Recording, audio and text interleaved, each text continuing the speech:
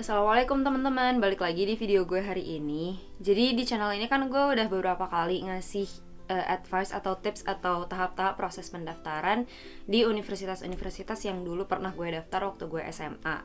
Nah, untuk video kali ini gue pengen lebih ke ngasih ke kalian referensi apa aja sih sebenarnya waktu itu gue kumpulin dan nilai-nilai gue saat gue mengumpulkan berkas-berkas tersebut. Sebelum mulai, gue pengen garis bawahin bahwa video ini tuh cuman referensi. Jadi gue gak mau ini dibikin standar pembanding karena tiap tahun pasti standarnya berbeda-beda. Dan ini juga sebenarnya bukan untuk bikin kalian merasa kalian mungkin nilainya lebih bagus atau misalnya ini lebih rendah, tapi supaya untuk bahan motivasi aja. Oke? Gue di sini sama laptop gue. Di sini gue ada semua nilai rapot ketika gue SMA, nilai IELTS, nilai SAT yang kurang lebih gue nggak bisa nemuin nilai fixnya. Terus habis itu sertifikat list apa aja yang gue kumpulin, sama terakhir nanti kalau misalnya ada waktu sedikit gue bahas tentang interview juga. Oke, jadi tes berkas. Tes berkas itu gue udah sering bilang yang dikumpulin adalah nilai rapot, nilai SAT, nilai IELTS atau TOEFL.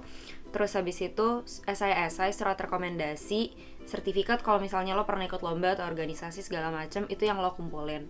Nah, ini gue kumpulin di 4 universitas, yaitu Osaka University, Tokyo University, Nagoya University, Tsukuba University. And US gue lupa gue ngumpulin berkas semua itu atau enggak. Tapi yang gue tahu jelas bahwa ITB gue cuma ngumpulin nilai rapot karena gue lewat SNMPTN. Nah, sekarang langsung aja dari nilai rapot. Email Umi. Yang nyimpen nilai rapot gue nyokap soalnya.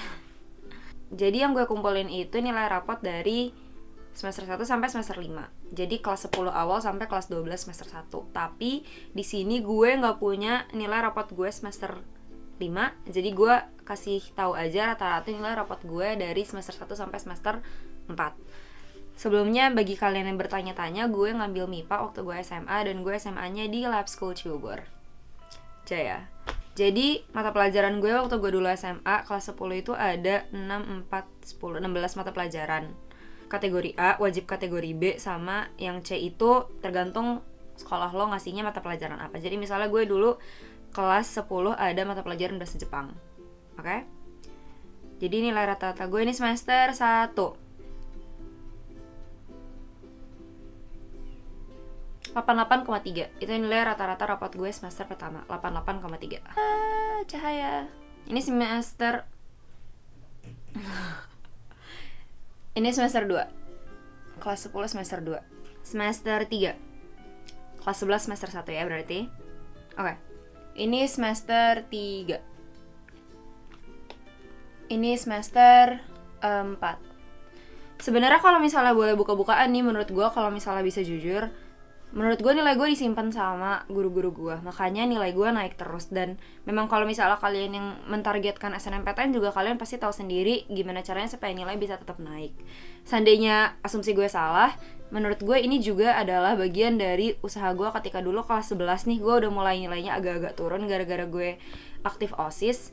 Itu gue sering-sering minta tugas tambahan ke guru-guru gue. Jadi walaupun dulu sebenarnya nggak disaranin juga, atau misalnya guru gue juga nggak yang kayak Zaf kamu harus ambil nilai tambahan, karena gue waktu itu suka parno sendiri, akhirnya gue datengin guru gue terus gue minta tugas tambahan. Apapun itu, mau kayak kerjain 50 soal yang gak ada di buku paket juga selalu gue kerjain. Jadi menurut gue masalah nilai rapot itu sebenarnya bisa banget dikejar. Dan inilah menurut gue yang titik dimana lo bisa usahain bener-bener seusahain mungkin. Jadi bagi kalian yang mikir bahwa nilai rapot itu cuma nilai UTS atau nilai UAS, kalian tahu sendiri bahwa ini juga gabungan akumulasi dari nilai-nilai tugas yang lain. Jadi kalau bisa kalian usaha nggak cuma ketika ujian akhir semester doang, tapi di setiap titik tugas yang kalian ada. Misalnya mata pelajaran yang menurut kalian nggak penting sekalipun, misalnya kalian mikirnya ya udah kan ini bukan nilai MIPA. Enggak, menurut gue itu tetap penting karena nilai rapot lah yang bakalan kalian kumpulin. Jadi kalau misalnya bisa seni rupa nilainya 100, juga usahain nilai seni rupa 100. Itu advice gue untuk masalah nilai rapot. Clear ya? Sekarang lanjut nilai SAT. Jadi SAT itu gue ngambil sekali doang. Gue waktu itu ngambil di JIS, dan yang gue ambil itu reasoning, matematika level 2, sama subjek fisika. Gue ngambil fisika karena waktu itu Tokyo University sama Nagoya University minta SAT yang ada mata pelajaran MIPA-nya 1. Terus waktu itu pilihannya antara bio, chem, sama fisika. Akhirnya gue milih fisika karena itu yang paling make sense buat gue. Terus nilai gue nyari nilai spesifiknya nggak nemu. Gue udah nanya nyokap juga nggak nemu. Jadi yang bisa gue ingat-ingat adalah dari nilai maksimal 1600, reasoning gue itu gue dapet 1300. Terus untuk matematika level 2 sama subjek fisika juga, kalau di total nilai gue 1300-an. Gue nggak tahu spesifiknya berapa, gue nggak ingat. Nah, apakah nilai ini tergolong bagus atau enggak? Menurut gue itu rata-rata banget. Sama kayak kalau maksimal 10 dapet lo 8. Nah, jadi menurut gue sebaiknya dipersiapkan dari jauh-jauh hari. Waktu itu gue mulai mempersiapkan setelah gue lalinju. Jadi kelas 12 sekitar bulan Agustus, September tuh baru mulai gue persiapkan. Sebenarnya sebelum-sebelumnya udah, tapi nggak seserius setelah gue lepas jabatan OSIS. Jadi kalau misalnya bisa dari kelas 11 lo kejar sebisa mungkin. Karena SAT itu lo nggak ngambil sekali seumur hidup kayak UN. Kalau misalnya nilai lo menurut lo kurang memuaskan, lo punya kebebasan untuk ngambil lagi dan lagi dan lagi. Nah, waktu itu gue nggak ada waktu untuk melakukan itu. Jadi gue cuma ngambil sekali, apapun nilainya, ya udahlah itu yang gue submit. Nilai segitu 1300 dari 1600 itu top 25% jatuhnya. Clear ya? Lanjut. Nilai IELTS. Untuk nilai IELTS, gue waktu itu ngambil sekali juga. Jadi untuk IELTS gue gak ngambil TOEFL, karena gue waktu itu udah pernah ngambil IELTS buat practice doang sih. Karena itu jadinya gue udah lebih familiar sama IELTS. Nah, untuk IELTS ada 4, listening, reading, writing, sama speaking. Untuk overall band score gue dapet 7,5.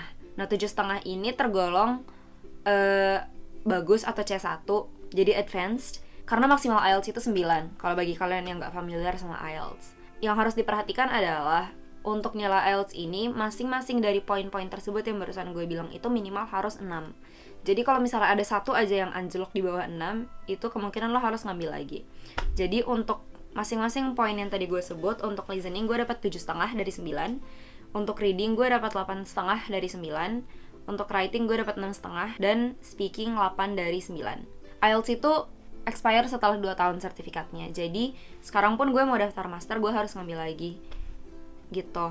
Doain ya bisa di atas nilai yang kemarin.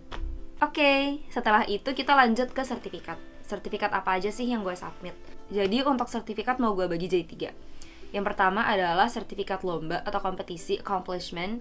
Terus academic achievement. Academic achievement itu lebih ke, kalau gue sih beda ini adalah sertifikat-sertifikat yang gue dapat dari sekolah karena gue peringkat top 10 di kelas misalnya, atau top 10 di angkatan itu.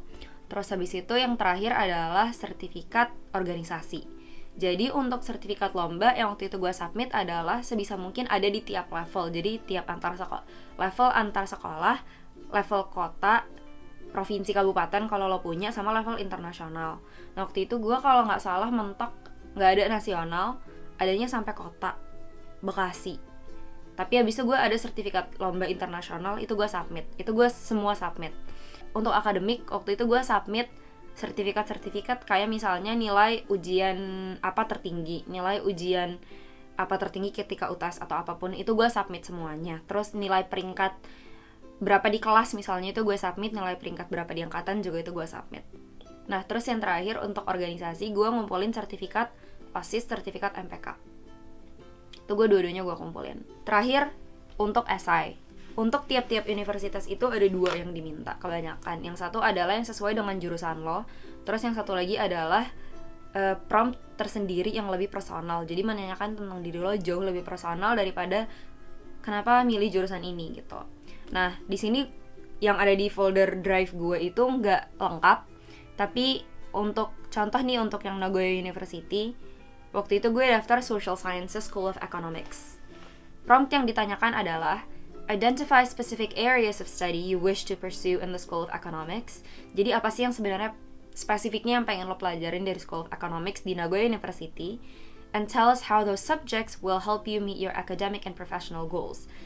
Dan ceritakan kepada kita bagaimana subjek-subjek yang pengen lo pelajarin ini akan membantu lo mencapai cita-cita lo. Gampangnya begitu. Di sini waktu itu gue tulis adalah gue dari kecil, karena gue daftar School of Economics ya, gue tulis di sini bahwa gue dari kecil suka jualan. Ketika SD gue suka jualan kartu, gelang-gelangan, segala macam tuh gue suka. Terus gue suka punya pendapatan sendiri. Terus habis itu akhirnya sampai SMA gue suka, ada hobi yang namanya bookkeeping. Bookkeeping itu sebenarnya lebih ke nge-track finances lo. Nah waktu itu gue suka karena waktu itu gue lagi hobi bullet journaling juga. Nah gue tulis di situ bahwa dan karena itulah gue punya skill basic untuk ekonomi. Pokoknya sebenarnya menurut gue kalau dibaca sekarang juga nggak make sense banget sih gitu kan. Cuman gue yakin semua yang baca esai ini juga, profesor-profesor yang baca juga paham bahwa ini ditulis sama anak SMA yang akan melebih-lebihkan kemampuannya supaya bisa keterima di universitas yang didaftarkan. Jadi di sini gue nulis, jadi experience gue di bookkeeping ini membantu gue memiliki great mathematical skill which is required in order to understand economy. Duh! With a deep understanding of calculus. Jadi gue jelasin tuh di pelajaran matematika peminatan poin-poin yang dipelajarin tuh apa aja. Di sini gue nulis kalkulus, habis itu gue belajar statistik.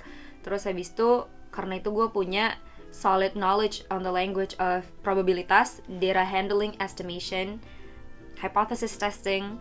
Dengan minat gue belajar di economy and understanding in math, pemahaman gue di bidang matematika, saya ingin membantu develop the market of Indonesia, which has rich natural resources that attracts the interest of many countries.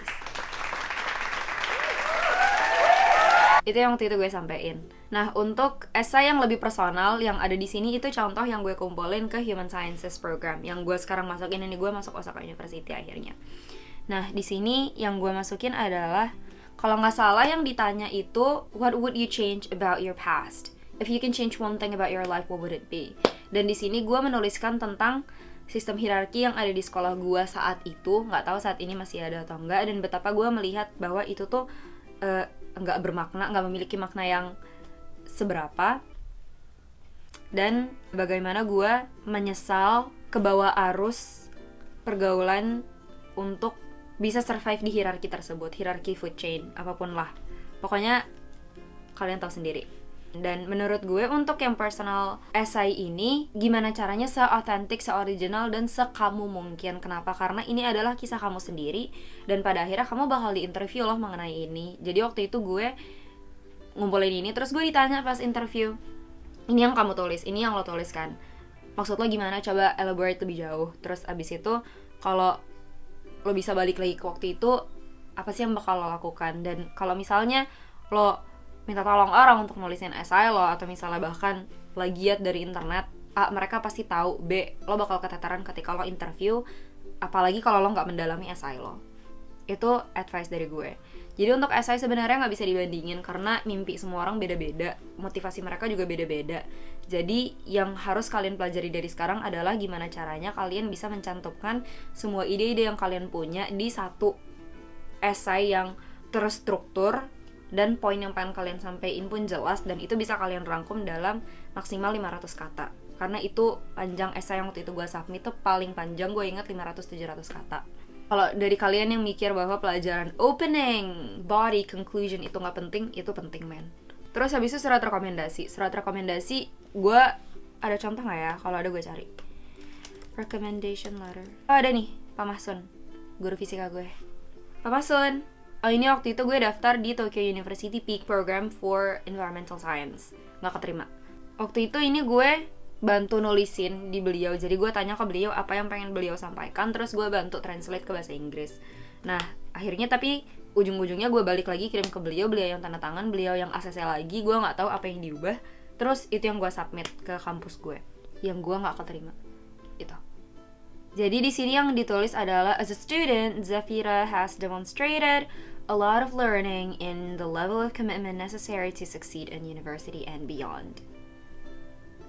Jadi ini sebenarnya balik lagi sesuka hati guru lo masing-masing. Jadi kalau misalnya bisa dari sekarang, saran gue adalah untuk sering-sering sungkeman sama guru lo. Kalau misalnya lo saat ini adalah orang-orang yang dirasa ada di blacklist guru-guru, mulai coba deketin guru lo satu-satu, karena menurut gue kesuksesan di akademik itu gak cuma dari ridho orang tua, tapi ridho guru lo juga.